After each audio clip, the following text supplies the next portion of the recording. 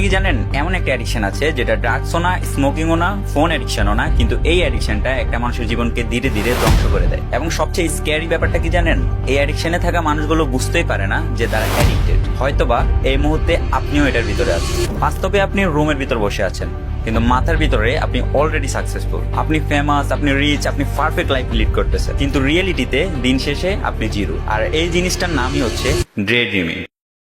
ধরেন রফিক নামে একজন ছেলে আছে, তার স্বপ্ন বড় একজন ভিডিও এডিটর হওয়া। সে প্রতিদিন চিন্তা করে একদিন তার নিজের স্টুডিও হবে, ক্লায়েন্ট লাইন ধরে দাঁড়িয়ে থাকবে এবং তার কাজ মিলিয়ন্স মানুষ দেখবে। এই আশায় আজকেও সে ল্যাপটপ খুলে কাজে বসেছে, কিন্তু হঠাৎ একটা মিউজিক, একটা রিলস আর একটু ইমাজিনেশন, তারপর সে ইমাজিন করা শুরু করলো সে ফেমাস, ইন্টারভিউ দিচ্ছে, luxury set up, successful life. 10 minute গেল, 20 মিনিট গেল, 30 মিনিট গেল, ল্যাপটপ এখনো ওপেন, কিন্তু কাজ এখনো শুরু হয়নি। বাংলাদেশে এই প্রবলেমটা অনেক বেশি, কারণ বাংলাদেশের মানুষের লাইফ মেন্টালি এক্সস্টিং।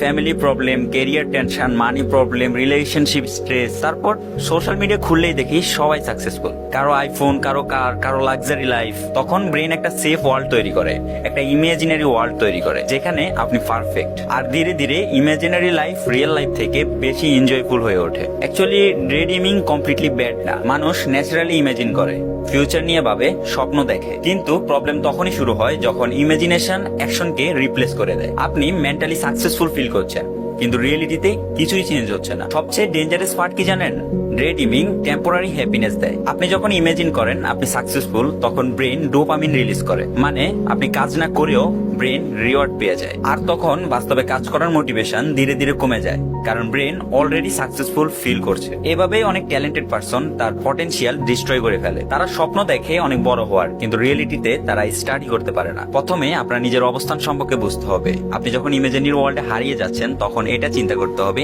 আমি এখনো অতটুক পর্যন্ত যাই নাই। ডে ড্রিমিং এর একটা বড় কারণ কি জানেন, বেশি বেশি স্ক্রলিং করা এবং ফ্যান্টাসি কন্টেন্ট দেখা। এতে করে আপনার ব্রেন বোরিং ফিল করতে শুরু করে। তাই প্রথমত আপনাকে রিলস স্ক্রলিং করা বন্ধ করতে হবে। ধরেন আপনি একজন ভিডিও এডিটর হতে চান, তাহলে কালকে থেকে শুরু করব এই কথাটা বাদ দেন।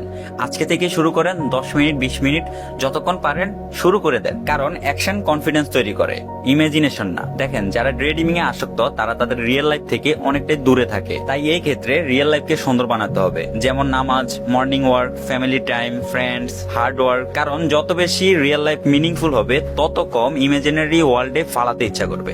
ইমেজিন করা প্রবলেম না, কিন্তু শুধু ইমেজিন করে জীবন শেষ করে ফেলা একটা বড় প্রবলেম। কারণ একদিন হয়তো আপনি সত্যি সাকসেসফুল হবেন, কিন্তু তার জন্য শুধু ড্রিম না, ডিসিপ্লিন লাগবে। ভিডিওটা রিলেটেবল হলে শেয়ার করুন সেই মানুষটাকে যে প্রতিদিন ইমেজিন করে কিন্তু আজকের কাজটাই শুরু করতে পারে না।